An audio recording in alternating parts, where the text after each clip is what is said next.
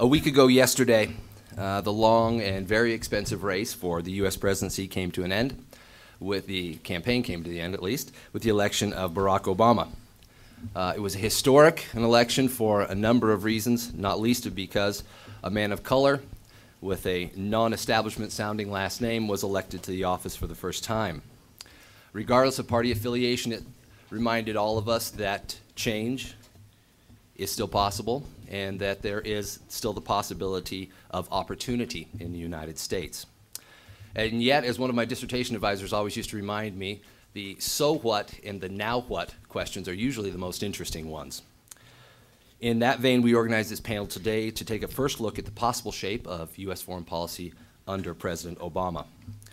Unless there are dramatic changes over the next 2 months, the president-elect will take office with a challenging set of problems, including 2 wars, the ongoing threat of terrorism, potential nuclear challenges in Iran and elsewhere, and the growing clouds of global economic meltdown.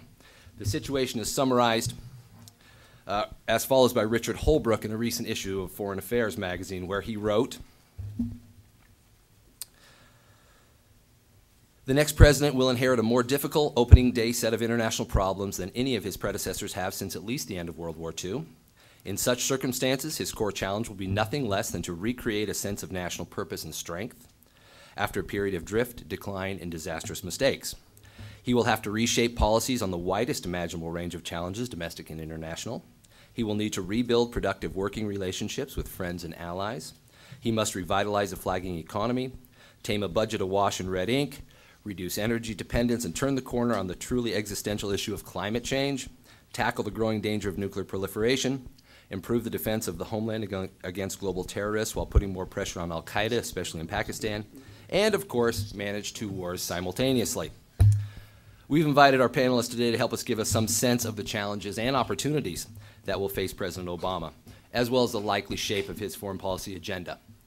Our panelists today are Professor Darren Hawkins on my immediate left, the chair of Political Science Department, Professor Valerie Hudson, also from the Political Science Department, Professor Andy Johns from History, and Professor Stan Taylor, Emeritus Professor of Political Science and current Kennedy Center Fellow. I'd like to begin by asking each of the panelists to make a brief statement about their views of the upcoming Obama foreign policy agenda. Following that, we'll turn to some specific questions. Professor Hawkins. Okay. So first of all, it seems to me that I can say almost anything I want about Obama's foreign policy because we really have, or the potential shape of it, because we really have no idea in a lot of ways. I mean, the thing about Senator Obama is he's such an unknown quantity here. But I set out to make a list in any case, and I made a list of what I thought would sort of be the elements of the shape of an Obama foreign policy. But as I reread my list, I thought, well, hold it. I might have said just about the same thing about a McCain foreign policy. In fact, I might say the same thing almost about any foreign policy by any incoming president. What this leads me to think is that in a lot of ways, I think the Bush presidency has been an outlier in foreign policy. On a lot of the dimensions that I'm going to mention, I think it's been an outlier. It's been at the extremes. And I think the next president, Obama, is going to be a regression towards the mean, if you will. I don't think it could get sort of more extreme on some of these dimensions. And so there are a couple of differences, I suppose, between what I sort of see as the shape of an Obama foreign policy versus the shape of the Bush foreign policy or a potential, if it would have been elected, McCain foreign policy. But by and large, I think that these things we could say about almost anybody. I think it will be more multilateral and more supportive of international organizations. But again, the Bush administration has been pretty extreme on that. They've been on the extreme end of that, especially in the last 100 years, of being sort of anti-international organization. I think it will be more realist and less idealist and less ideological. And that might surprise you because maybe some of you think of Republicans as realists, but Bush has been, I think, the foremost idealist to hold this office since Woodrow Wilson. I think it will be more focused on energy policy and a more comprehensive sort of solution to energy and approach to energy. But again, I think that might be true of anyone who took office right now. I think it will be more pro-environmental. I think it will, there will be fewer efforts to concentrate so much power in the hands of the president. I think there will be more concern for America's image abroad and a greater realization that soft power might be useful. And these last two are the only places where I think Obama may differ a bit from someone like if McCain had been elected. I think Obama will actually be somewhat less friendly to free trade than the Bush administration has been, though I don't see Bush as a great champion of free trade either. And it seems like Obama is more likely to pull troops out of Iraq sooner than McCain would have been. But beyond those two differences, I think the rest would be shared by almost any president. Okay, that was an impressive list by Richard Holbrooks that Jeff Ringer read.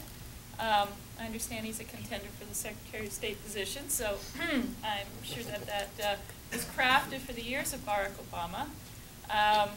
Not sure that I heard in that list issues of humanitarian relief and genocide related to Darfur and Congo, or the health issues, AIDS, maternal mortality, that would be important. And there are related domestic issues, such as education and how that plays into our future as an economic power, as well as immigration and homeland security. So I would add those to Holbrooks' list. Now, I'm not in the business of trying to predict what the Obama presidency will do, because I'm a mom. I have 8 kids, and so what I do for a living is give advice. So what I'm going to do is I will give Barack Obama some advice on what he should do. Now, I understand we're going to talk about Iran and nuclear proliferation in a moment, so I will skip that. Okay, so here's some pieces of advice I would give Barack Obama. It's time to shift our gaze from the transatlantic to the hemispheric. I'm not saying that we would disengage with Europe, no. But it is time to give our hemispheric relations the same priority as we give our transatlantic relations, maybe even more so. If I were running the world, all presidents would speak Spanish or learn it while in office. Number 2, don't sweat Russia. It's not worth it, and it's not going anywhere. So just leave it alone and let the hornet buzz. 3rd, it's time to make peace with Syria. We can cut them out of the fold of Iran, and it's time to do that. And it makes geostrategic sense for all parties in the region. 4th, it's time to turn the North Korean problem over to Chinese initiative. That doesn't mean that we're disengaged in the process, no. But China is now the power in Asia that has the most to lose from its destabilization by North Korea. So it's time they stepped up to the plate in recognition of that fact and took the initiative. So we're going to stay engaged, but we're going to cede the initiative to China, and we should continue working on BMD. In general, I think it's time we started thinking about grooming regional policemen to handle regional humanitarian problems. Okay, this has proceeded apace. For example, we're trying to groom the African Union to take care of issues such as Darfur and Congo.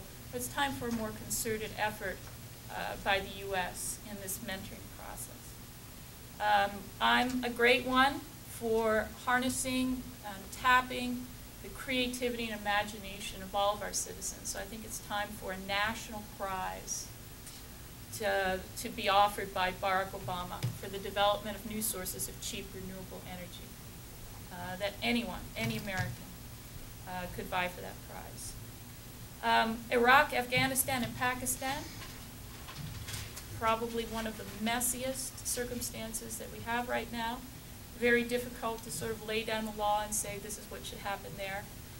But what Barack Obama could do is get the very best minds involved in solving those issues. And I'm glad that General Petraeus is now head of CENTCOM, because I think that he is both brilliant and grounded, which is not a combination that I see often in academia, at least. The Al-Qaeda network XORD, Maybe this will be a bone of contention on the panel. I think it's a good thing. I'm glad for that X word. And I would stay heavily involved in the fight against human trafficking, drugs, and also women's issues that I consider to be the real clash of civilization. Issues of access to family planning, issues of maternal mortality. 90% of all maternal mortality deaths are easily preventable with a minimum of monetary input. And human rights and family law. We should be a champion for minimum standards for women's rights and family law rights to those countries to whom we give foreign aid. And then I'll throw something in the mix that you probably weren't expecting. It's time to recognize Somaliland. Okay. Let me start by reading a statement that was made by a presidential candidate recently. If we're an arrogant nation, they'll resent us. If we're a humble nation but strong, they'll welcome us. We have to be humble, then they'll respect us. We do have an obligation, but we can't be all things to all people. We can help build coalitions, but we can't put our troops all around the world. That was George W. Bush in October of 2000 in his debate with Al Gore. During his first 9 months in office, George Bush was more concerned about getting a missile defense shield in place than anything else on his foreign policy agenda. And then 9/11 happened. And we know what's happened subsequently. In much the same way, the 2008 presidential election started out essentially as a referendum on the Iraq War. And that all changed shortly after the GOP convention when the economic meltdown started. And how much is John McCain wishing he'd picked a vice president who knew more about economics? I guess my point is that presidential candidates campaign on generalities and then end up having to govern on specifics. And especially in foreign policy, those specifics can change very rapidly, sometimes even at 3 o'clock in the morning. With those caveats in mind, knowing that things can change pretty quickly, let me just mention a couple of things that haven't been mentioned already. My own research focuses on the nexus between foreign policy and domestic politics, and Professor Hudson alluded to this a little bit. But I think that President Obama will learn very quickly to respect and appreciate the nexus between these two powerful forces, not just with the global economic crisis, but in other matters as well. U.S. energy policy springs immediately to mind. But one of the things that I think that he demonstrated a very impressive skill at during the campaign was selling his message. And presidents in the American system have to learn how to sell their policies to the three publics that they serve. The American public, most obviously, Congress, but also American allies in the international community. And Obama has proven that he's adept at doing that, and if he can do that with whatever foreign policy agenda that he comes up with as he goes forward in his presidency, I think that that will go a long way in helping him to succeed. Again, Richard Holbrooks' list is impressive and works well as a resume for his candidacy as Secretary of State. But the foreign policy challenges that the new administration will face will be daunting. And a lot of this is because it inherits a legacy from the Bush administration of a policy only in the broadest sense of the term. The different initiatives that the Bush administration has put forward over the past 8 years has been counterproductive, contradictory. The war on terror has become a catch-all for anything that the Bush administration does. And that's problematic. There is no unified strategy. There is no well-conceived approach to the world in the current administration. And Obama needs to basically start from scratch, start from square one, and craft that going forward. Things are, in relative terms, pretty quiet right now. And some people believe, as Newsweek's John Barry wrote last week, that Obama has the luxury of time in foreign affairs to put this together. I would strenuously disagree with that. I don't think he does have time. I think there are too many things on his plate. I don't want to preempt Jeff's question later. But this is the first time in at least half a century that a president coming into office has had these types of problems and this many serious problems facing him. The fortunate thing for Obama, though, is that he has a fairly deep reservoir of both national and international goodwill that will at least give him a little bit of breathing room and allow him time to craft this policy. I think we're going to get a pretty clear indication of the direction of that policy when he appoints his Secretary of State, be it Richard Holbrooks, Dick Lugar, John Kerry, or some wild card. All of the people who have been mentioned as a potential Secretary of State for President Obama have one thing in common. They've all had extensive government experience and they have extensive foreign policy experience. It would not be totally shocking, at least to me, if he picked somebody who was fresh, somebody with a new set of ideas. And then that would really, I think, change the trajectory of an Obama administration foreign policy. Finally, let me just, and unsurprisingly to those who know me, I would hope that President Obama takes note of history in a way that the current administration and most administrations have not. Understanding the historical background to what's going on around the world. And when I say historical, I don't just mean events, I mean culture and language and local conditions. This is something that the current administration has done extremely poorly. It's something that most administrations do not do well at all. Obama would be well served to rely on advice from people who have this knowledge, have this experience, and craft his policies accordingly.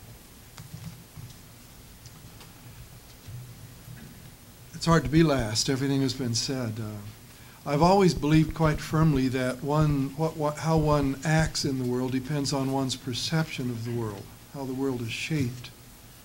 And I don't mean just being round. In fact, we've been told it's flat now, haven't we? And so I just wanted to disagree maybe with something that Darren said earlier, that Obama had no specific policies that he carried with him as he entered the White House. May be true, but he does have an image of the world.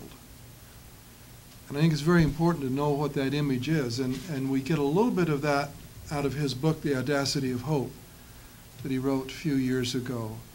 And in that book, he wrote that, among other things, he said that the world is no longer marked by great power rivalries. And I think that's just wrong. That may have been true for a brief moment in history in the 1990s. But I don't think that's true today. I think it was Robert Kagan who said in his book, The Return of History, that should a 19th century diplomat somehow pop up again here in the 21st century, he would be right at home. I mean, some of you, well, none of you do, but some of you have heard about the demise of the British Empire, and keep in mind that in the 19th century, Britain was fighting a war in Mesopotamia against Muslim zealots. That's Iraq. That's where we are now. It was fighting Muslim zealots in Afghanistan and Pakistan. That's what we're doing now.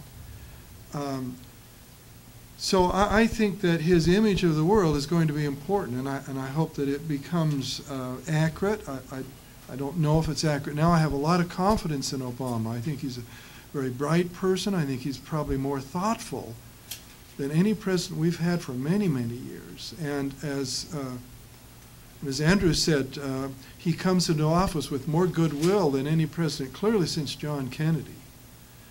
And not just American goodwill, but goodwill around the world. But as the leader in The Economist said this week, with great electoral victory comes unreasonably great expectations. And he's got a tough world, as all of our panelists, I think, have agreed thus far. He's facing situations that are extremely complicated, and some people think, well, he got a landslide victory, he can pull any of these things off, but he really didn't. He got 52% of the popular vote. That's certainly more than Bush got in 2000 and 2004, but it's not anywhere near what Reagan got a few years ago even. And Mr. Obama has to remember that 46% of the population voted against him. And as I learned when I worked for the House of Representatives and the Senate in Washington, D.C., the first rule of any statesman is to get elected. You can't be a statesman until you're elected, and then you can be a statesman. So he's elected now, but now he's got to be a statesman. He's got to abandon extreme partisanship. He's got to move to the center. And given the goodwill he has and his, I think, capabilities, I have great hopes and optimism for him. Thanks to the panelists for the opening statements. What I want to do now is ask a few targeted questions. I'll address the question to a particular panel member, but invite all of the panelists to speak on it. Go through a series of these, and then time permitting, we'll also open up for questions from the audience. Let me ask the first question to Professor Johns. As the diplomatic historian on the panel, the issue of history has come up several times. Barack Obama's election has been compared to John Kennedy's breakthrough election in '60 as the first Catholic president. It's been compared to FDR's election in '32 in terms of the slate of challenges he faces. Help us with some historical context here. What do you think the appropriate historical metaphors or historical circumstances are into trying to understand the situation we face now? I think I'd point to 3 elections depending on what you most value. If you're talking about economics, then I think obviously 1932 would be the most apt analogy. And let me just put another caveat in here. One of the problems that presidents have is using history incorrectly and using incorrect analogies. This is one of the things that got the United States involved in Vietnam, was the use of the Munich analogy, when the conditions were very different in Southeast Asia than they had been in Europe in the 1930s. That being said, I think that economically 1932 probably is the closest parallel. In terms of military issues, I think you can look at 1968, because you have a similar situation, a war that is unpopular. Certainly Iraq rivals Vietnam for its unpopularity at this point. A change in parties, and a president coming into office who makes only very vague statements about what he intends to do once he enters office. And I think that Obama will probably find himself in a similar position to Richard Nixon in 1969, in that he is going to run into some reality, as Professor Taylor suggested, that it's different to campaign than to be in office. And he's going to run into structural constraints. He's going to run into the reality of balancing domestic and foreign policy. He's going to run into the reality of having to work through the bureaucracy. And I think you can see that already. If you have listened carefully to Obama's statements since he's been elected, and seen just kind of his demeanor, I think the weight of the presidency is really settling on his shoulders, and the scope of the problems he faces is really starting to become more apparent to him. And so I don't know that he's going to be able to stick to his campaign timetable for the withdrawal of troops, for instance. That's something that Nixon ran into in 1960 and 69, and I have no doubt that Obama will run into that as well. In terms of the breadth of foreign policy issues at stake, I would look at 1952. When Eisenhower comes into office, there's just an array of problems that he has to deal with, starting with the Korean War, but also in the Middle East, certainly in Europe. Berlin is still a problem. The Cold War with the Soviet Union, obviously still at its high point. So those would be the 3 elections I would point to, given those 3 different scenarios. Thanks. Any other panelists on this question? Well, I wouldn't quibble, but I think there's a little bit of difference right now between the national attitude during the Vietnamese War and the national attitude towards Iraq. I think there's a little more.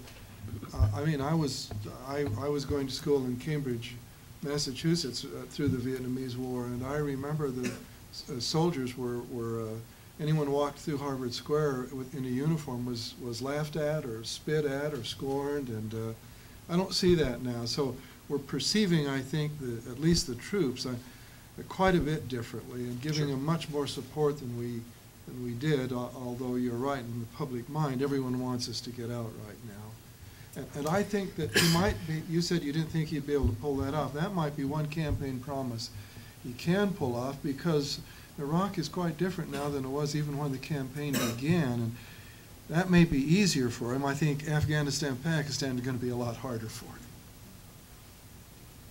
Thanks. Let's move to our next question. This one for Professor Hawkins. President-elect Obama has been vocal in his plans to shut down the detention facility at Guantanamo Bay and to reaffirm U.S. commitment to the Geneva Convention.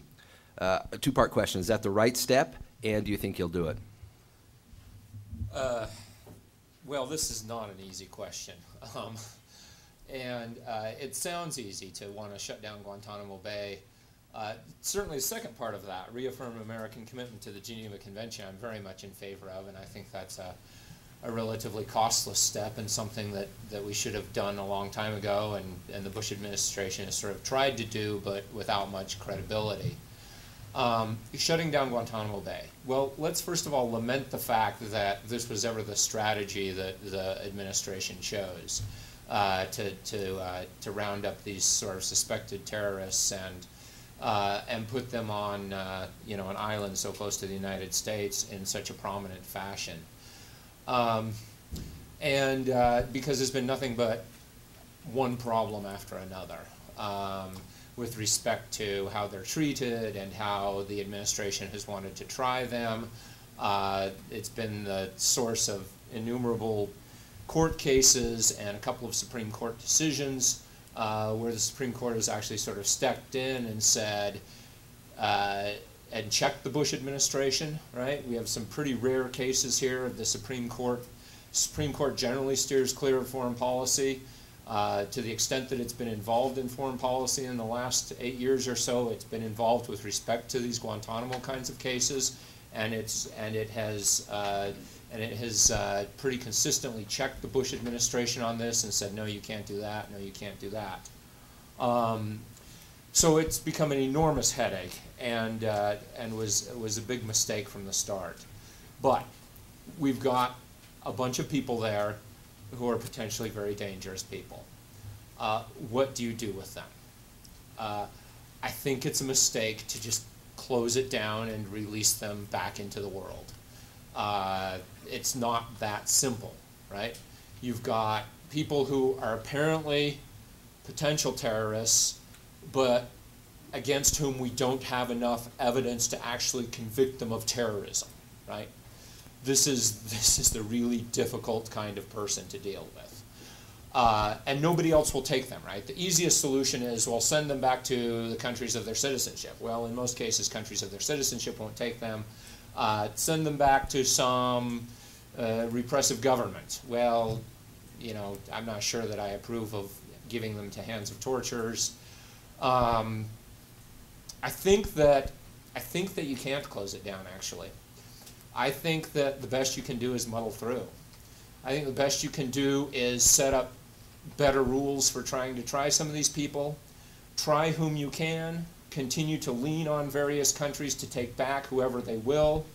And eventually, they'll all die in captivity. Anyone else want to weigh in on this one? Yes? Well, I don't mean going to weigh in all the time here, but Darren is certainly right about this, but just wrong, I think, on one aspect, and that is, I think Guantanamo must be closed down.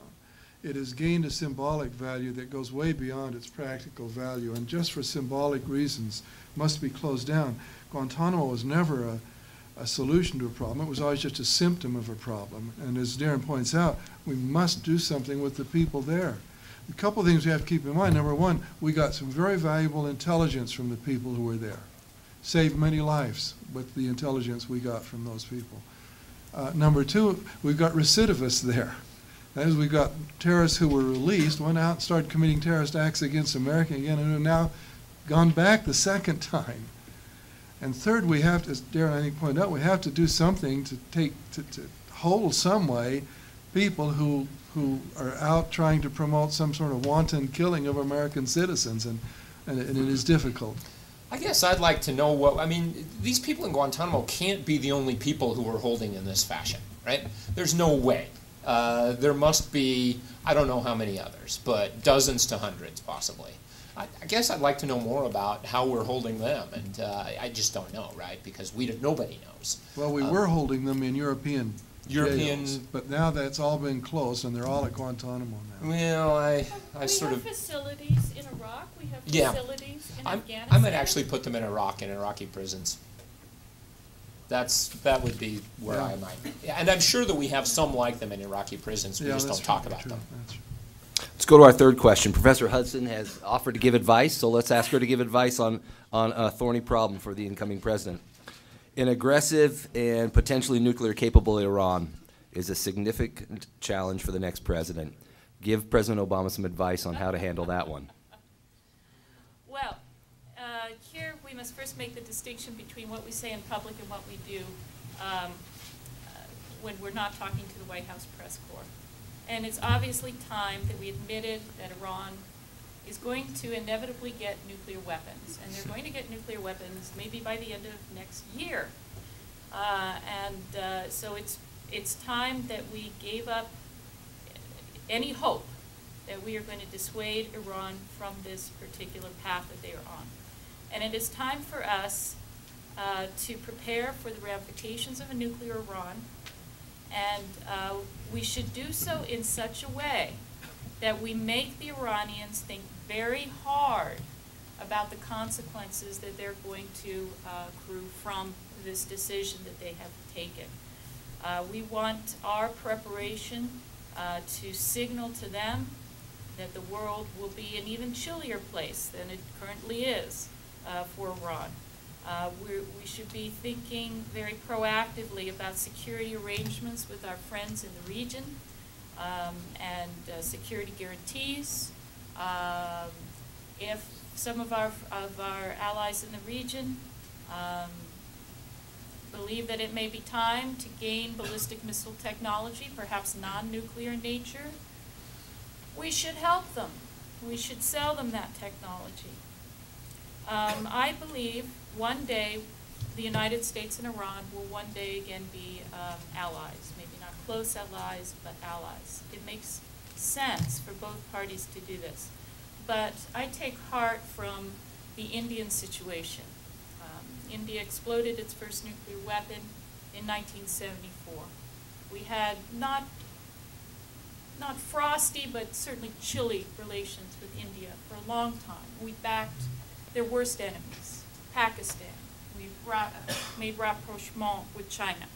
And yet you see now, in 2007, 2008, we are turning the relationship with India around to a much more pragmatic tone. We're in fact going to assist them in pursuing peaceful nuclear energy. I think over the long haul, 20, 25 years, we will be in the same situation with Iran that we are now with India.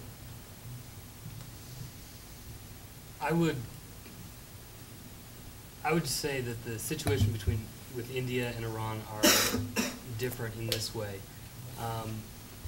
And again, it comes kind of back to the historical context. The United States was very supportive of Indian independence and tried to get a strong relationship with India in the 1950s. John Sherman Cooper was the ambassador there and made great strides in cementing a relationship.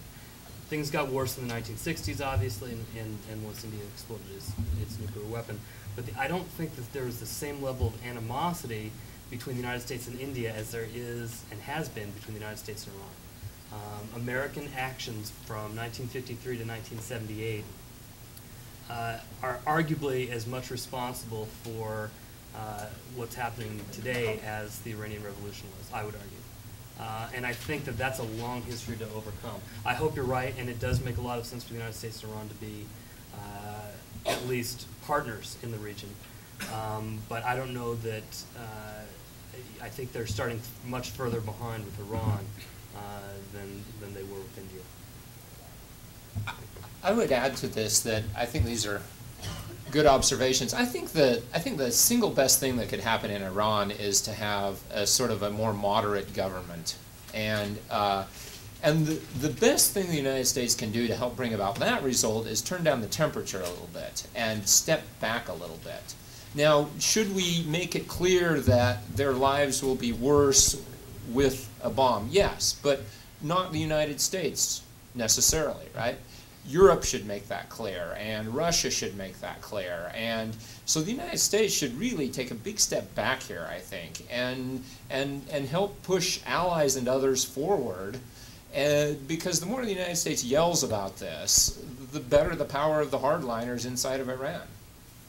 Well, I would agree with you, except for the fact that Iran does pose, a nuclear-armed Iran will force us to make some very painful judgments about contingent scenarios of Iranian nuclear use. And those are such painful circumstances that while our rhetoric may be to follow Europe in this, and we don't have to do a lot of yelling, it is true that behind the scenes we will have to be making arrangements and sending signals that are absolutely tough in order to deter any potential Iranian nuclear blackmail of strategic interests in the area. There's just no way to cede that role to Europe. Europe can play the bad rhetorical cop, but we've got to play the bad action cop. I also think that there's a fairly high likelihood that Israel might have something to say about an Iranian nuclear weapon before it comes about, and whether or not the United States does anything, Israel, depending on who's running the government, may have something to say about its existence. Well, if you mean by saying some type of preemptive military strike, not even the Israeli generals believe they can pull that off. I have read the reports, so I don't think that that's going to happen. Let's turn to our final question to try to reserve some time for questions from the audience. Professor Taylor is an expert in intelligence, so I've got a particular question on that. In the discussions after the attacks on September 11, 2001, the intelligence community in the United States was singled out for particular criticisms. How effective do you think the reforms since then have been, and what further reforms, if any, should President Obama be looking to make? Well, to quote from Professor John, we have to go back historically here just a little bit. Keep this in mind. Every reform to U.S. intelligence over the last 50 years has been to create additional intelligence agencies. The CIA was created because, according to 7 congressional investigations, military intelligence people weren't cooperating with one another well enough. So by 1947, we created the CIA. Okay, look at the invasion in Korea. We created the DIA as a result of that. After a couple of bad spy incidents in the 80s, we created the Center for Counterintelligence, and on and on. And every problem in intelligence has been created by the absence of cooperation between intelligence agencies, and yet the solution to it has always been to create more of them. So my recommendation to Obama would be to start from the ground up. We need to do that anyway. Our whole national security system rests on the National Security Act of 1947, created in the middle of, or early in the Cold War, and it's a different kind of world now. So I'd start right from the bottom up, and I would reduce the number of intelligence agencies vastly, and I would recommend that he give at least one person total authority over all agencies. Right now we have a DNI, Director of National Intelligence, who has nothing to say over 80% of our intelligence budget that's located in the Department of Defense. So that'd be my recommendation. And also I'd recommend that here's an area of government that's been so tinkered with in the last 10 years that I wouldn't change either the main leaders there now, the DNI or the DCI. I wouldn't change either one of them.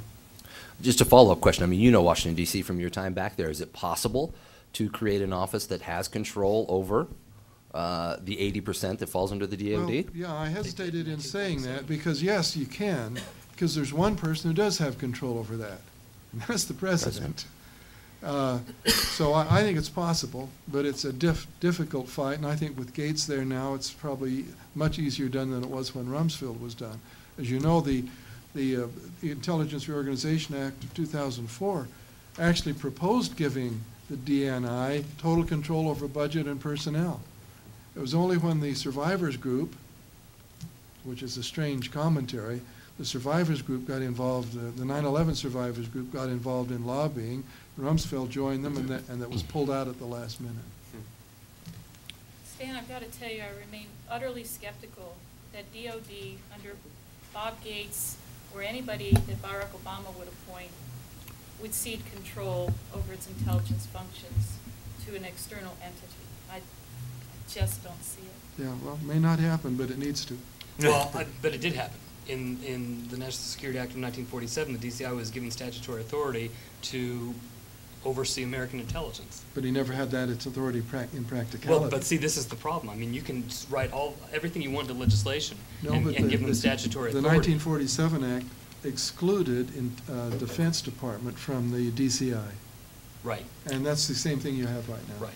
But I think Valerie's absolutely Yeah. correct No, in that, you can write all you want, Yeah. but to actually give up that power from the fiefdoms that have cropped up, literally everywhere in Washington, And it's because not only, basically it's you just not only fiefdom, it's also, think about military operations. Intelligence is going to be seamlessly integrated Right. with your, well, we hope, with your military operations. So even if we're not talking bureaucratic infighting, which, obviously is a huge, DOD is the 800-pound gorilla of Washington, D.C., and nobody's going to stand in their way. But there's also, the argument to be made about seamless integration of militarily relevant intelligence capabilities being part and parcel of DOD. So I agree with Valerie on that, and I think that could be done by making it's a difficult piece of butter to slice, but I think you can separate strategic from tactical and leave the tactical with the Department of Defense. Let's turn quickly. I know many of you will have a 1 o'clock class, and our faculty members have commitments as well. But let's just take a couple of questions from the audience. Please state your question. I'll restate it for the benefit of the recording that's going on, and then we'll turn it to the panelists. Please. I just have a question about Iran again. You talked about having China check North Korea. Who would check Iran in the Middle East? And also, I'm concerned about who really runs the show in Iran. Is it the Ayatollahs or is it the president? Who should we build relations with? Because I know the Ayatollahs don't really like America since the 1979.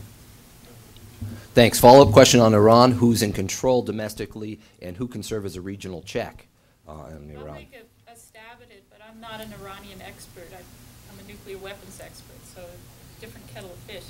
My understanding is that, yes, the council, I can't remember the council's name, that the council does hold the power, but compared to Ahmadinejad, they look not quite as bellicose.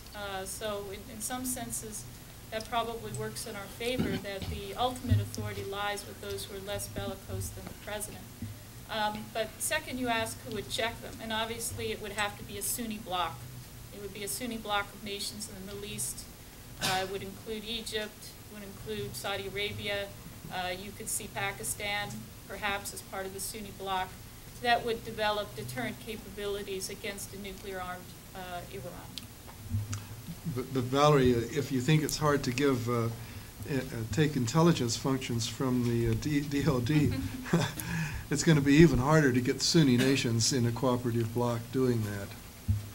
Yeah, it'll be, But, I don't think that's what we need to do. I mean, I think No, they need to. they're going to Yeah. need to do it. They're going to have to figure it out. Let them figure it out. Well, it's a very good question because nobody really knows who's in control in Iran right now. And the Grand Religious Council is supposed to be in control, and as Valerie said, it is a more pro-U.S. even after the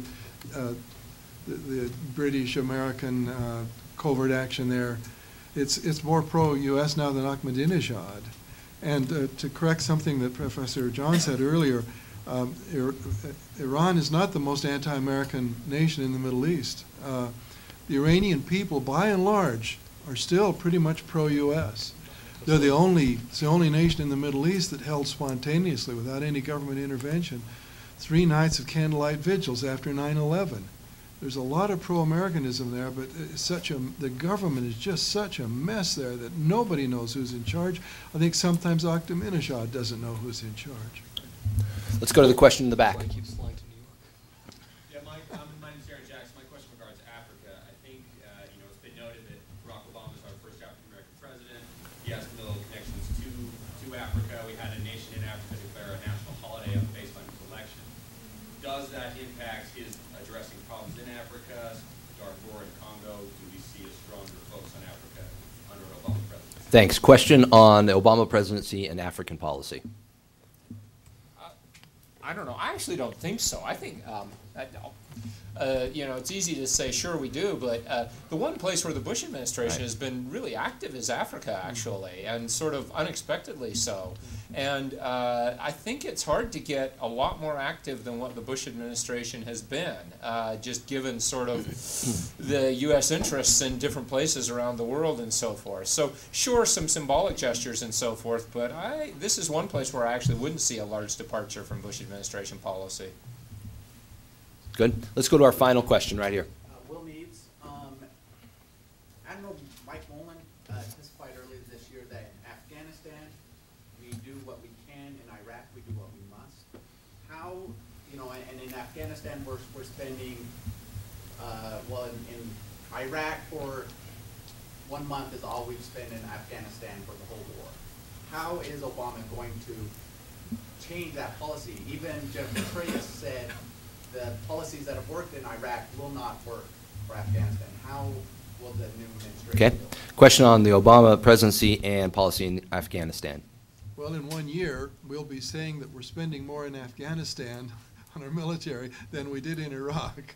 So I think that's the thorniest problem he has to deal with, and I think that's where his supporters, his most ardent supporters, are going to be a little disappointed. He's going to have to beef up U.S. forces in Afghanistan. The problem is that Operation Enduring Freedom has put the emphasis on the adjective and not the noun. It's lasted so long that the Taliban is back. Yeah. And I think you're absolutely correct. This is going to be huge. Afghanistan and Pakistan are probably going to be much more important to the Obama administration than Iraq is. I agree with that. So you see Obama as saying doing what he says he's going to do, which is withdraw troops from Iraq and put more in Afghanistan. You think that? Though maybe not to the extent that he sort of said he would, I guess. I mean, well, he's got the problem, Darren, that he said in the debates that he was going to continue cross-border raids into Pakistan. Good luck with that. That's going to create, I think, many more problems for him as he tries to resolve Afghanistan, if that's the position he's going to take with Pakistan. Well, he can't resolve the problem in Afghanistan until Pakistan solves its problems. Mm-hmm, that's right. Yeah, he's over that barrel. Yeah. And that's a perfect segue for me to remind you that the Pakistani ambassador will be here on campus next week. At Thursday, 11 o'clock, next Thursday, 11 o'clock in this room, the Pakistani ambassador will be here. I trust some of these issues will come up. Thanks to our panelists for being part of this today. Thanks to you for being here.